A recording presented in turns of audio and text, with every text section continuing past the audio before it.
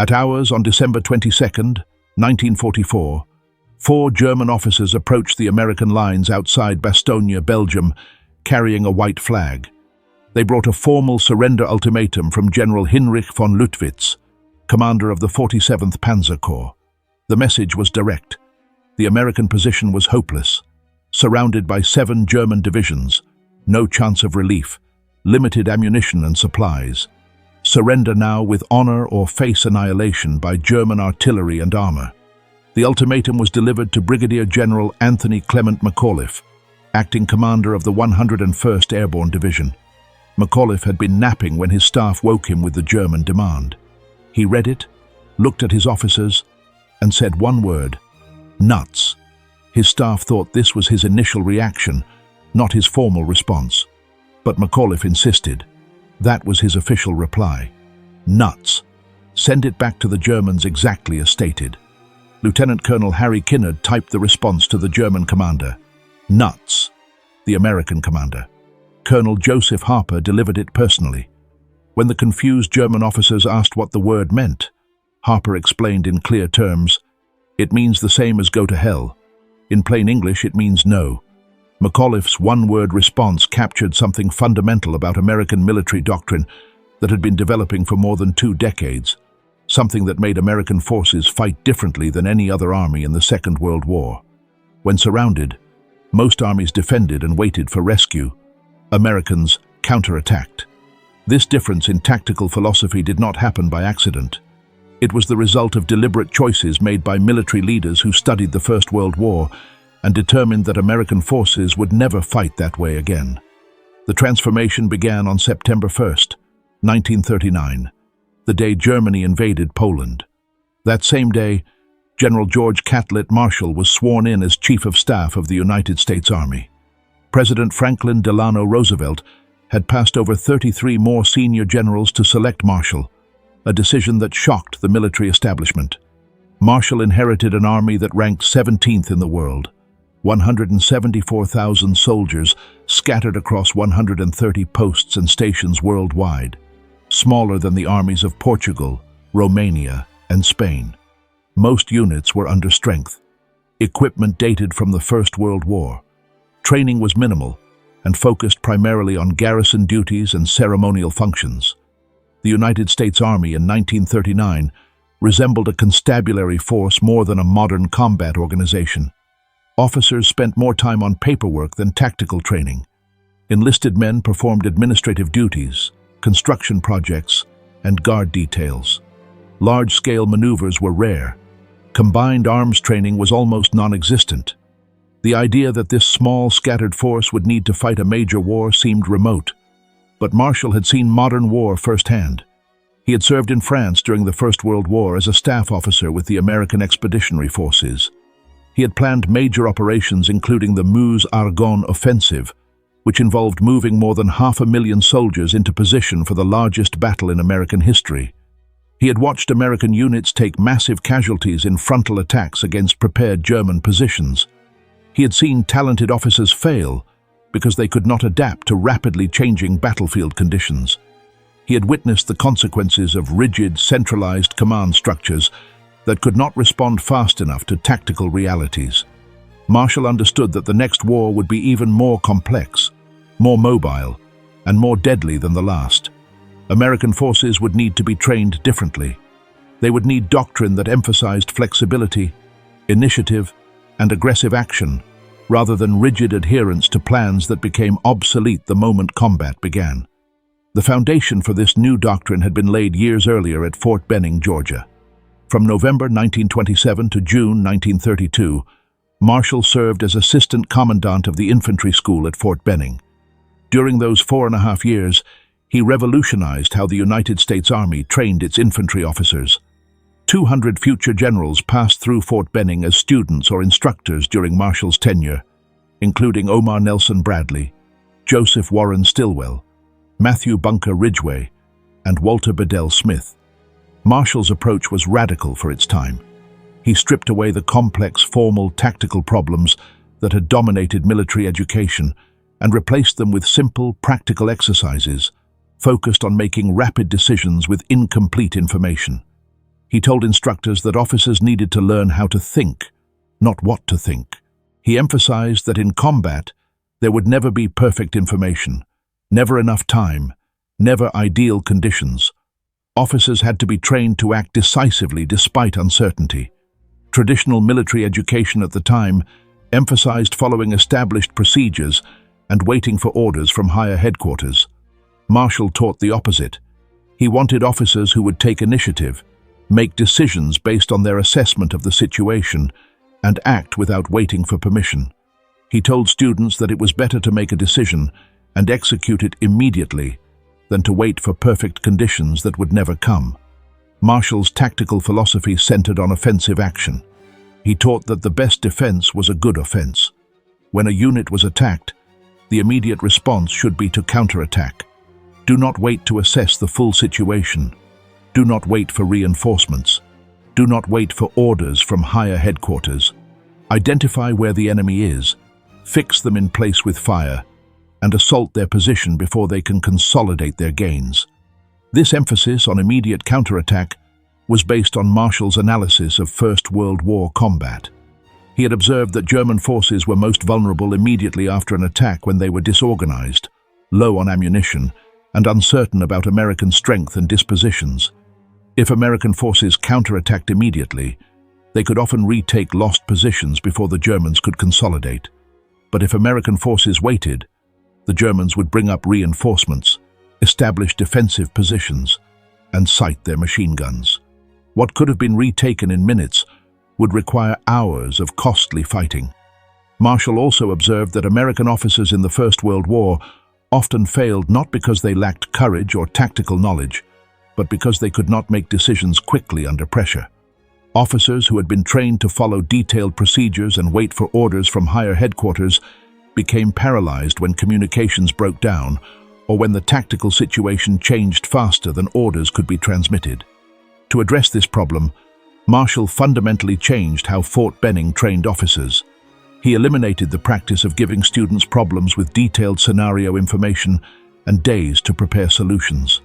Instead, he gave officers minimal information, imposed tight time limits, and evaluated them on their ability to make rapid decisions and issue clear orders. One of Marshall's signature training innovations was the tactical walk. Officers would be taken into the field with no advanced warning of what they would encounter. At various points during the walk, an instructor would say, "Your unit is here. The enemy is reported in this direction. What are your orders?" The officer had 5 minutes to assess the terrain, determine a course of action, and issue verbal orders to an imaginary unit. Then the walk would continue, and another problem would be presented. This training was designed to simulate the confusion and time pressure of actual combat. Officers could not prepare elaborate written orders. They had to think quickly, decide rapidly, and communicate clearly under pressure. The training emphasized that in combat, a good decision executed immediately was better than a perfect decision that came too late. Marshall also changed how officers were evaluated. Traditional military education emphasized knowledge of regulations and procedures. Students who could quote field manuals and recite proper forms received high marks. Marshall emphasized practical execution. Students who could make sound tactical decisions under pressure and lead soldiers effectively received high marks, even if they could not quote regulations perfectly. This shift from procedural knowledge to practical judgment was revolutionary. It meant that officers were being trained to think rather than simply follow procedures. It meant that junior officers were expected to exercise judgment and take initiative rather than simply execute orders exactly as given. The impact of these training reforms extended beyond the officers who passed through Fort Benning. The officers Marshall trained became instructors at other schools and commanders of training units. They spread Marshall's methods throughout the Army. By the late 1930s, officer training across the United States Army had shifted toward emphasizing initiative, rapid decision-making, and aggressive action. Marshall also revolutionized training methods. He eliminated lengthy lectures and replaced them with outdoor practical exercises. Officers spent most of their time in the field solving tactical problems under time pressure with limited resources. Marshall wanted training to be as realistic and stressful as possible, so that when officers faced actual combat, They would already be accustomed to operating under pressure.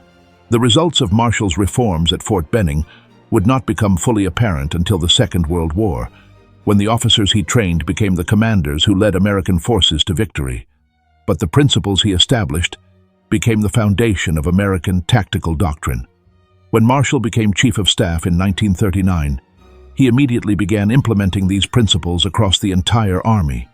Marshall understood that the United States would likely be drawn into the war in Europe.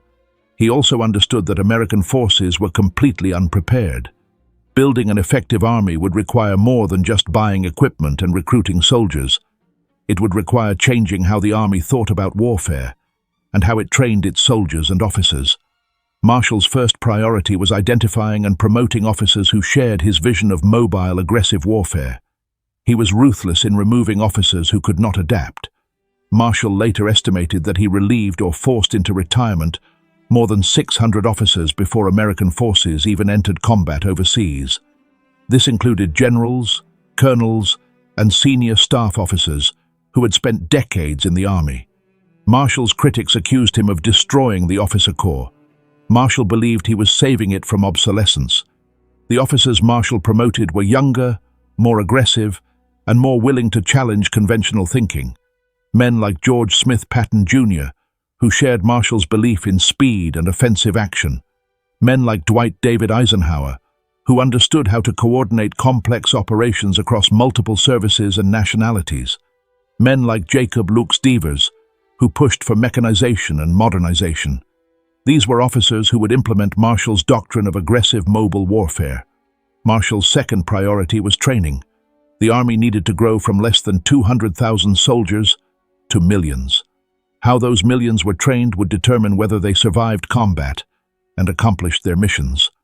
In 1940 and 1941, the United States Army conducted a series of massive training exercises called the Louisiana Maneuvers.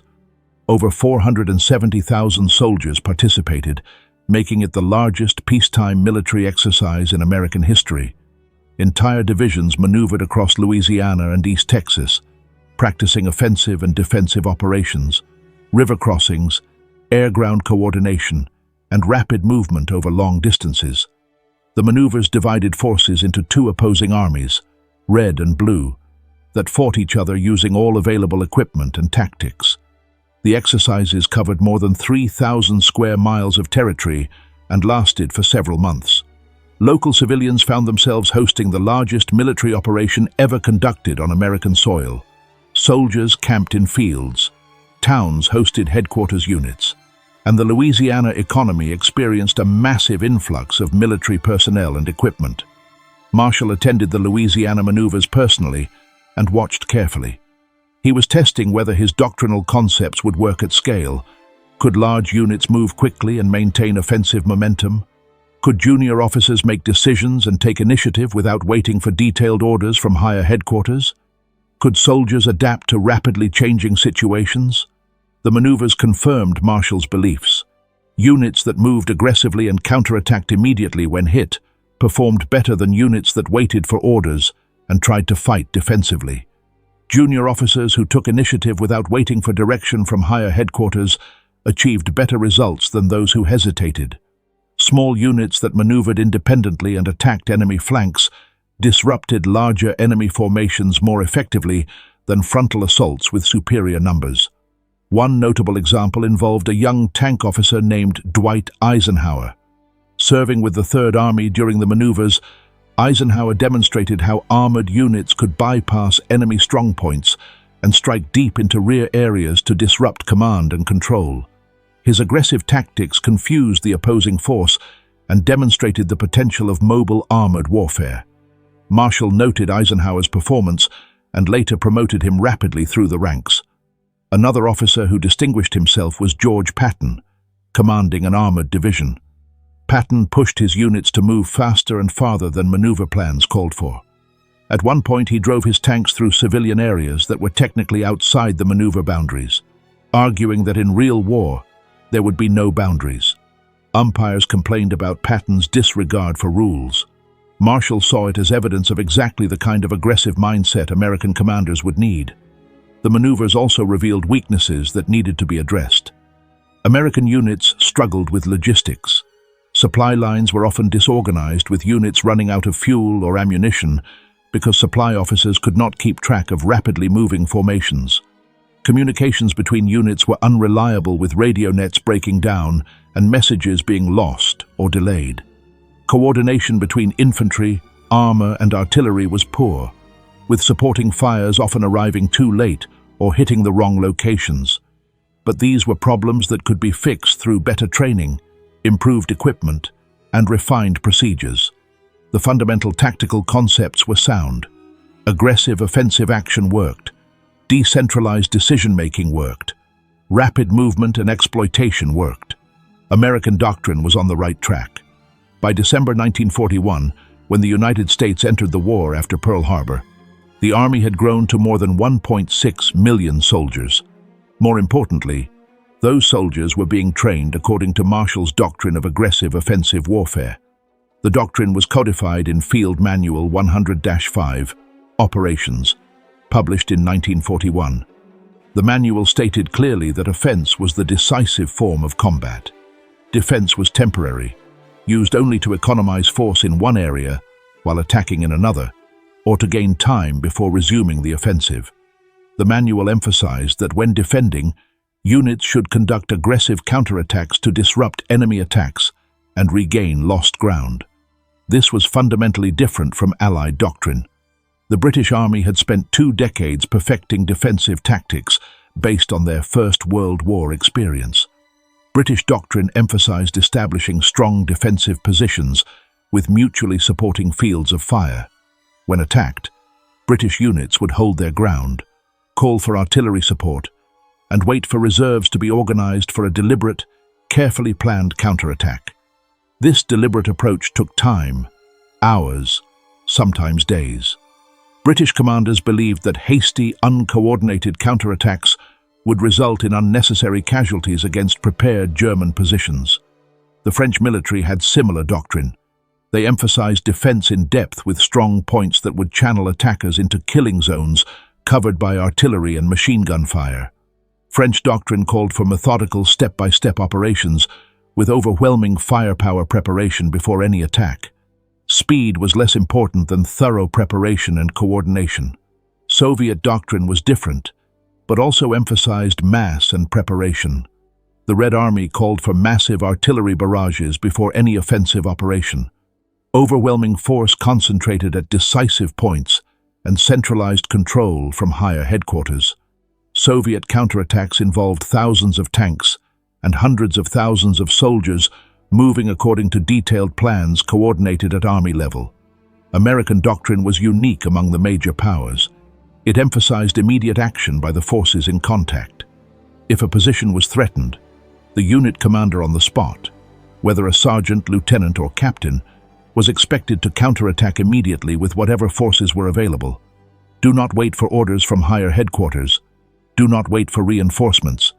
Do not wait for perfect information about enemy strength and positions.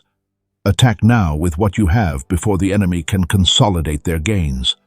This doctrine required a different kind of soldier than other armies produced. American training focused on creating soldiers who could think and act independently, who understood the commander's intent rather than just following specific orders, who could adapt to unexpected situations without waiting for direction. At infantry replacement training centers across the United States, recruits spent 13 weeks learning to be soldiers. A substantial portion of that training focused on battle drills that emphasized aggressive action, react to ambush, assault a fortified position, conduct a hasty attack, clear a building. Every drill emphasized immediate offensive action. The training was physically exhausting and mentally demanding. Recruits marched 20 miles with full equipment, then immediately assaulted an objective. They dug foxholes, then got ordered to abandon them and attack in a different direction. They learned that there was no time to rest, no time to wait for perfect conditions, no time to get every detail right. You acted with what you had when you could. Officer training at Fort Benning was even more intensive. The Infantry Officer Candidate School compressed the equivalent of 4 years of college-level military education into 3 months. Candidates were constantly evaluated on their ability to make rapid decisions under pressure. to lead soldiers in realistic tactical exercises, and to adapt to unexpected changes in the tactical situation. Instructors created scenarios where there was no perfect solution, no time to gather all relevant information, no opportunity to coordinate properly with adjacent units. Young officers had to make decisions with incomplete information and accept the consequences. The training was designed to produce officers who would take initiative and accept risk rather than waiting for guidance from higher headquarters. This training philosophy produced a distinct American tactical culture. Junior leaders were expected to show initiative. A lieutenant who saw an opportunity to attack was expected to do so, even if it meant deviating from the original plan. A captain who found the enemy flank exposed was expected to attack immediately rather than report up the chain of command and wait for orders. The culture was reinforced by Marshall's personnel policies. Officers who showed initiative and achieved results were promoted rapidly regardless of seniority. Officers who waited for orders and avoided risk were relieved of command. Marshall made it clear that in the American Army, aggressive action would be rewarded and timidity would be punished. The first real test of American doctrine came in North Africa in February 1943. The Battle of Kasserine Pass was the first major engagement between American and German forces. German armor under Field Marshal Erwin Rommel attacked American positions in Tunisia on February 14th. The attack achieved complete tactical surprise. American units, most of which had never been in combat, were scattered and driven back 50 miles. By February 20th, the situation looked desperate. American forces had suffered more than 6,000 casualties, including 3,000 soldiers missing or captured. Equipment losses were heavy. Unit cohesion had broken down in many areas. British commanders expected the Americans to pull back, reorganize, and prepare a deliberate counter-offensive. That was how the British would have responded after such a defeat. Take time to assess what went wrong. Reorganize units. Wait for replacements and resupply. Plan the next operation carefully to avoid repeating mistakes. American forces did not wait. Within 24 hours of the worst fighting, American artillery units that had retreated in disorder were back in action, firing in support of infantry counterattacks. Tank units were refueling and rearming, ready to engage again. Infantry regiments that had been scattered were reforming and moving back toward the enemy. By February 22nd, just 3 days after the peak of the German assault, American counterattacks had stopped the German advance. By February 24th, American forces had recaptured all the territory they had lost. The Germans withdrew, having failed to achieve their operational objectives. British commanders were both impressed and appalled. Impressed by American resilience and aggressive spirit, appalled by what they saw as reckless haste and poor coordination. British doctrine said you needed weeks to recover from a defeat like Kasserine Pass. The Americans recovered in days. General Harold Alexander, the British officer who took overall command after Kasserine Pass, tried to slow the Americans down. He wanted them to wait, train more, and conduct more methodical operations. But American commanders pushed for immediate action. General George Patton, who took command of 2nd Corps after Kasserine Pass, told his officers that the way to recover from a defeat was to attack immediately. Make the enemy worry about what you are going to do to them, not what they are going to do to you. Within a month, American forces won the Battle of El Guetar, their first clear tactical victory against the Wehrmacht. The aggressive doctrine was working. By June 1944, when Allied forces landed in Normandy, American tactical doctrine had been refined through campaigns in North Africa, Sicily, and Italy. Junior officers knew to take initiative. Soldiers knew to counterattack immediately when hit. The culture of aggressive offense was deeply embedded at all levels. This brings us to December 1944 and the German Ardennes offensive. On December 16, 1944, at 0530 hours, German forces launched the largest offensive they would mount in the West during the entire war. 30 divisions, 250,000 men, nearly 1,000 tanks, and assault guns. The attack achieved complete tactical surprise along an 85-mile front in the Ardennes forest of Belgium and Luxembourg. Weather conditions favored the Germans. Heavy snow, freezing temperatures, dense fog that grounded Allied aircraft. German armor advanced rapidly through thinly held American positions. Some American units broke and ran. Others were surrounded and destroyed. Within 48 hours, German forces had created a bulge 50 miles deep into the Allied front. The situation looked catastrophic. American forces were scattered and retreating. German armor was driving toward the Meuse River and the vital port of Antwerp. If the Germans reached Antwerp, they would split the Allied armies and potentially force a negotiated peace that would allow Germany to continue the war. But three things happened that the Germans did not expect. First, small American units throughout the Ardennes immediately began mounting local counterattacks. At dozens of crossroads and villages, American forces that had been bypassed or surrounded did not surrender or retreat to the rear. They counterattacked. These small unit actions bought time. Every hour the Germans were delayed allowed more American forces to move into position.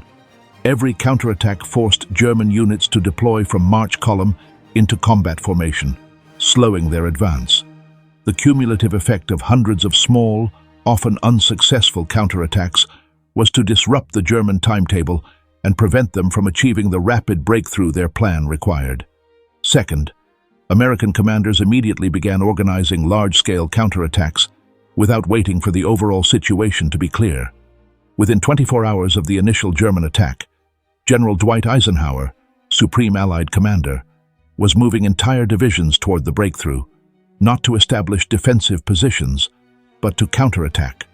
On December 19th, Eisenhower met with his senior commanders at Verdun, France. The meeting began at 1100 hours. Present were Lieutenant General Omar Bradley, commanding 12th Army Group, Lieutenant General Jacob Devers, commanding 6th Army Group, Lieutenant General George Patton, commanding 3rd Army, and senior staff officers. Eisenhower opened the meeting by saying that the present situation should be regarded as one of opportunity for the Allied forces, not disaster. The Germans had come out of their fortifications. Now they could be attacked and destroyed in the open. He turned to Patton and asked how soon 3rd Army could counterattack. Patton said he could attack with 3 divisions in 48 hours. The room went silent. 3rd Army was 100 miles south of the breakthrough, fully engaged in offensive operations toward the German border in the Saar region. To counterattack into the Ardennes, Patton would have to disengage from his current offensive, turn his entire army 90 degrees north, and attack into the German flank. This required moving hundreds of thousands of men, thousands of vehicles, repositioning artillery, rerouting supply lines, and coordinating with other Allied units. British and German military planners estimated such a maneuver would take at least 2 weeks, possibly a month. Moving an entire army required careful planning, detailed logistics, coordination, and methodical execution. You could not just turn an army 90 degrees and attack in 48 hours. It was tactically impossible. Eisenhower looked skeptical. "Do not be fatuous, George," he said. He ordered Patton to attack with 3 divisions on December 22nd, giving him 72 hours instead of 48. What Eisenhower did not know was that Patton had anticipated this request. Before leaving for Verdun, Patton had ordered his staff to prepare 3 contingency plans for turning north. The plans were codenamed Nickel, Dime, and Cent, corresponding to different axes of advance. When Eisenhower gave the order, Patton's staff simply executed the plan they had already prepared. But executing the plan still required extraordinary effort and coordination. 3rd Army staff officers worked through the night, issuing orders. Regimental commanders disengaged from their current operations and began moving north. Battalion commanders organized their units for movement, while still in contact with the enemy. Company commanders rerouted supply convoys on their own initiative. Supply officers worked through the night, establishing new logistics routes. Artillery units displaced their guns, moved north, and prepared to fire in support of the counterattack. Nobody waited to be told exactly what to do. They knew the mission: attack north. They figured out the details themselves. This was exactly what Marshall's training doctrine was designed to produce: junior leaders who could execute complex operations without detailed direction from higher headquarters. At 0630 hours on December 22nd, 66 hours after the Verdun meeting, 3 divisions of 3rd Army attacked north into the German flank. 4th Armored Division led the advance, driving toward Bastogne, where American forces had been surrounded since December 20th. The defense of Bastogne itself demonstrated American tactical doctrine in action. Bastogne was a small Belgian town that controlled 7 roads converging from different directions. Whoever controlled Bastogne controlled movement throughout the region. The Germans needed those roads for their offensive. They had to capture Bastogne, or their advance would stall. American forces defending Bastogne included the 101st Airborne Division, Combat Command B of the 10th Armored Division, and various support units. Total strength was approximately 15,000 men. They were surrounded by 7 German divisions, totaling more than 45,000 soldiers with heavy armor and artillery support. The conventional military response to being surrounded was to establish a defensive perimeter and wait for relief, conserve ammunition, avoid unnecessary engagements, hold the line until help arrived. American forces in Bastogne did the opposite. They attacked. Throughout the siege, American forces conducted continuous offensive operations. When German forces probed the defensive perimeter, American units did not just repel the attack. They counterattacked to push the Germans back and inflict casualties. When German artillery positions were located, American units organized raids to attack them. When German infantry attempted to infiltrate the lines, American patrols went out to hunt them down. The aggressive counterattack doctrine was practiced by soldiers throughout the Bastogne perimeter. When German forces attempted to breach American lines, the response was always the same: immediate counterattack. On December 23rd, German infantry from the 26th Volksgrenadier Division penetrated American positions near the village of Marvy on the southeastern edge of the perimeter. The penetration threatened to split the American defense and allow German armor to enter Bastogne from the east. Team O'Hara from Combat Command B of the 10th Armored Division, commanded by Lieutenant Colonel James O'Hara, immediately counterattacked. The team included M4 Sherman tanks, M5 Stuart light tanks, M18 Hellcat tank destroyers, armored infantry and half-tracks, and supporting engineers. They did not wait for orders from higher headquarters. They did not wait to assess German strength. They attacked immediately.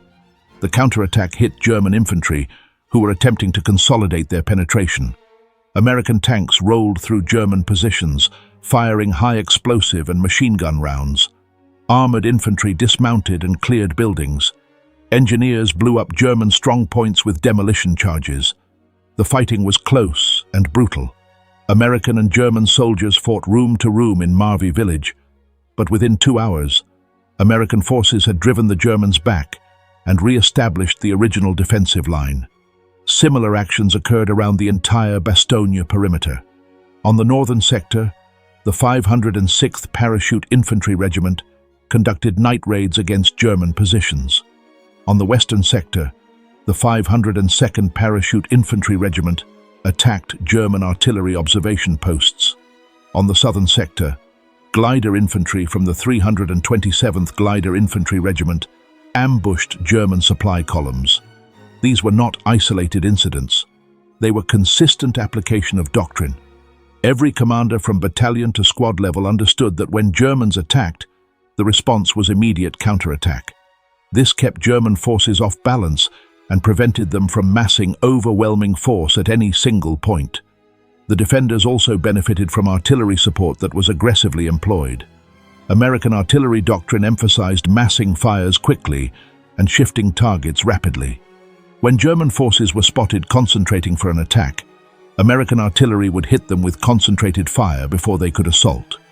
When German infantry attacked American positions, artillery would fire directly in front of American lines, so close that shell fragments sometimes wounded American soldiers. This was acceptable. Better to take some friendly casualties from your own artillery than to be overrun by German infantry. The 969th Field Artillery Battalion, an all-black unit, provided critical fire support throughout the siege. The battalion fired more than 10,000 rounds during the siege, often at danger close range to American positions. Battery commanders made independent decisions about targets and fire missions, without waiting for approval from higher headquarters. This decentralized control allowed artillery to respond immediately to requests from infantry units in contact. American armor also operated aggressively. Tank commanders did not wait in defensive positions for German armor to attack. They conducted aggressive patrols, engaged German forces at long range, and repositioned constantly to prevent German forces from determining American tank positions. This mobile defense was more effective than static positions would have been, even though it consumed more fuel and wore out equipment faster. The aggressive tactics worked because American soldiers at all levels had been trained to think offensively. A private manning a machine gun position did not just defend his position, he looked for opportunities to attack German positions with fire. A sergeant commanding a squad did not just hold his section of line. He organized patrols to raid German positions. A lieutenant commanding a platoon did not just wait for orders. He assessed the situation and took action based on his understanding of the commander's intent. This tactical culture was the direct result of training that emphasized initiative at all levels. From basic training through advanced individual training through unit training, soldiers learned that they were expected to act, not just follow orders. When circumstances changed, soldiers were expected to adapt without waiting for new orders. When opportunities appeared, soldiers were expected to exploit them without requesting permission. This was not unusual. It was standard operating procedure throughout the Bastogne defense. Every German attack was met with an immediate American counterattack. The Germans expected the surrounded Americans to fight defensively, conserving strength and ammunition. Instead, they encountered continuous offensive action that kept German forces off balance and prevented them from massing for a decisive assault. On December 22nd, when the German surrender demand arrived, the American response was not surprising given this tactical culture. General McAuliffe's one-word reply, "Nuts," was consistent with the aggressive spirit that pervaded American forces at Bastogne. They were not thinking about surrender or survival. They were thinking about killing Germans. The siege was lifted on December 26th, when elements of 4th Armored Division spearheading Patton's counterattack reached Bastogne. Lieutenant Charles Bogues, commanding a tank platoon from Company C, 37th Tank Battalion, led the breakthrough. His lead tank, nicknamed Cobra King, rolled into Bastogne at 16:50 hours. The corridor was only a few hundred yards wide and came under immediate German fire, but it was enough. Supplies and reinforcements could reach the defenders. But the relief of Bastogne did not mean the fighting stopped. American forces immediately transitioned from defense to offense. Units that had been defending the perimeter for 6 days began attacking outward to expand the corridor and push German forces back. The 101st Airborne Division, which had been surrounded and under constant attack, was conducting offensive operations by December 27th. German commanders were stunned. How could forces that had just survived a desperate siege immediately go on the attack? Where did they get the supplies? How were they organized so quickly? What kind of soldiers did not need time to recover before resuming combat? The answer was soldiers who had been trained since day one that offense was the default. Defense was temporary. Rest came after the enemy was destroyed, not before. This pattern repeated throughout the Battle of the Bulge. American units were hit hard, fell back while counterattacking, reorganized quickly, and resumed offensive operations. There was no long pause for assessment and planning. The cycle of attack, defend, counterattack, attack again happened in hours, not days. British and Canadian forces fighting in the northern sector of the Bulge operated differently. When German attacks were repelled, British units established strong defensive positions and waited for the situation to be clearly assessed before mounting counterattacks. British commanders organized deliberate, carefully coordinated counteroffensives with proper artillery preparation and clear lines of communication. Both approaches worked, but the American approach was faster. By January 25, 1945, 41 days after the German offensive began, American forces had eliminated the entire Bulge and restored the front line. German forces had suffered between 85,000 and 100,000 casualties. More critically, they had lost tanks, trucks, artillery, and fuel they could not replace. The Wehrmacht in the West never recovered from the Battle of the Bulge.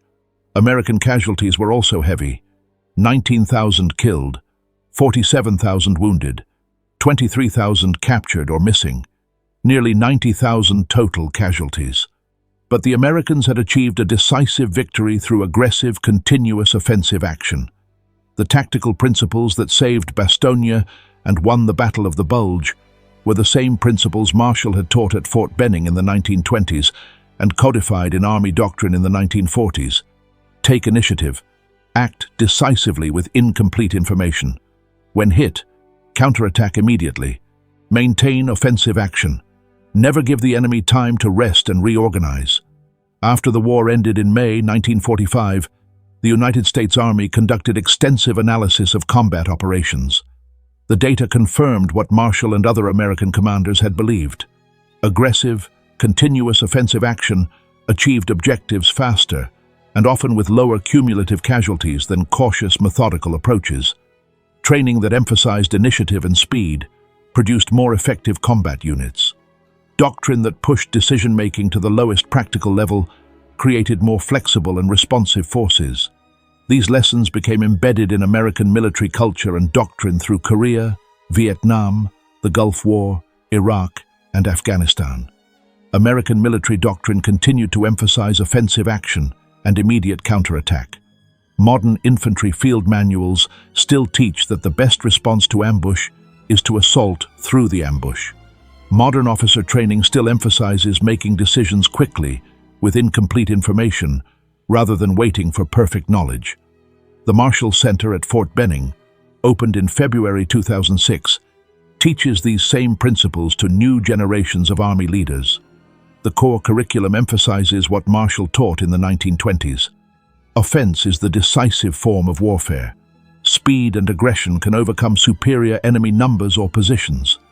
Junior leaders must be empowered to act without waiting for direction from higher headquarters. What happened at Bastogne in December 1944 was not an accident or a lucky break.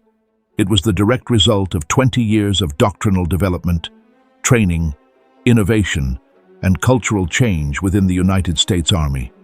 The soldiers defending Bastogne fought the way they had been trained to fight since the day they entered the Army. When surrounded, they attacked. When offered terms of surrender, they refused. When relieved, they immediately resumed offensive operations. This was not recklessness or bravado. It was doctrine consistently applied. The difference between American and Allied tactical approaches came down to fundamentally different answers to a basic question. When your forces are under attack, what do you do? British doctrine said, establish strong defensive positions, call for support, wait for the situation to clarify, then launch a carefully planned counterattack with adequate forces and preparation. Soviet doctrine said mass overwhelming force, coordinate with higher headquarters, prepare with massive artillery bombardment, then attack with numerical superiority. American doctrine said counterattack immediately with whatever forces you have available before the enemy can consolidate their position. All three approaches could work in the right circumstances, but the American approach was consistently faster, and in mobile warfare against a skilled enemy with limited resources, speed often mattered more than perfect preparation. The Germans understood this after fighting American forces for 2 years. German commanders consistently noted in after-action reports that American forces were the hardest to fight because they never stopped attacking. When you defeated an American unit, they immediately counterattacked. When you prepared defenses, they attacked before you were ready. When you tried to rest and regroup, they kept the pressure on. The cumulative effect was exhausting and demoralizing for German troops who were already stretched thin and running low on supplies. German forces on the Eastern Front faced the Soviet Red Army, which employed tactics of overwhelming mass. Soviet offensives involved thousands of tanks, millions of soldiers, and artillery barrages that lasted for hours or even days. German forces on the Eastern Front knew when Soviet offensives were coming and could prepare defensive positions.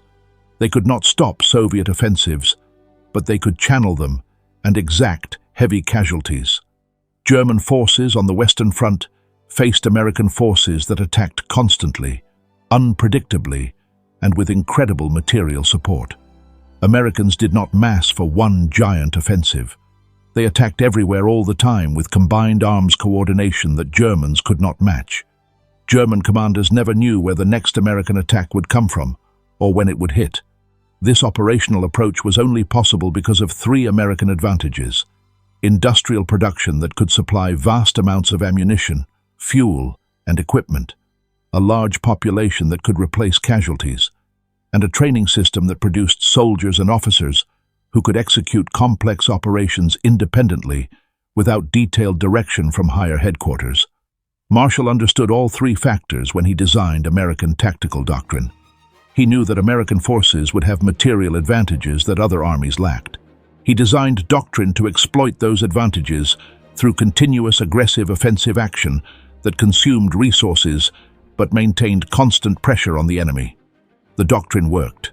By May 1945, German forces had been destroyed in both east and west. American ground forces had advanced from Normandy to the Elbe River in less than a year. They had destroyed or captured more than 4 million German soldiers. They had done so by attacking continuously, counterattacking immediately when hit, and never giving German forces time to rest or reorganize.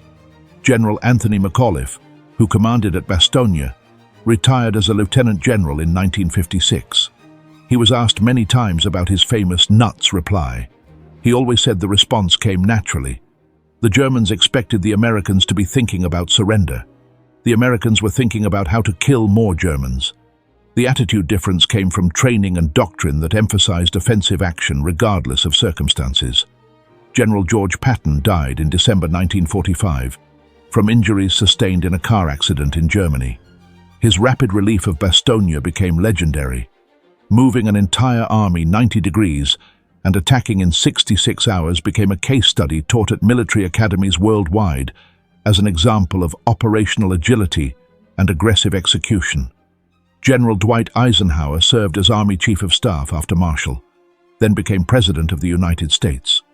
His decision to view the German Ardennes offensive as an opportunity rather than a disaster demonstrated how deeply offensive doctrine had penetrated American military thinking at the highest levels. General George Marshall served as Secretary of State after the war and developed the Marshall Plan for European recovery. He won the Nobel Peace Prize in 1953, but his most enduring contribution was the tactical doctrine he developed at Fort Benning in the 1920s and implemented across the United States Army in the 1940s. That doctrine shaped how American forces fought in the Second World War and continues to shape American military operations today. The principles are simple: seize the initiative, maintain offensive action, counterattack immediately when hit, empower junior leaders to act without waiting for orders, accept risk and uncertainty as inherent in combat operations. Speed and aggression can overcome superior enemy numbers or positions. These principles saved Bastogne. They won the Battle of the Bulge. They contributed significantly to Allied victory in Europe, and they remain at the core of American military doctrine 75 years later. That is how military innovation actually happens, not through advanced technology or overwhelming numbers alone, though both help. Innovation happens through clear thinking about what kind of war you need to fight, what advantages you have, and what doctrine will allow you to exploit those advantages most effectively. It happens through training systems that instill that doctrine at every level from private to general. And it happens through leaders who have the courage to implement new approaches even when they contradict conventional military wisdom. If you found this account meaningful, please like this video. It helps us share more essential chapters from the Second World War. Subscribe to stay connected with these histories. Each story preserves lessons that remain relevant today. Leave a comment telling us where you are watching from. Our community spans continents and generations, united by commitment to understanding how history shapes the present.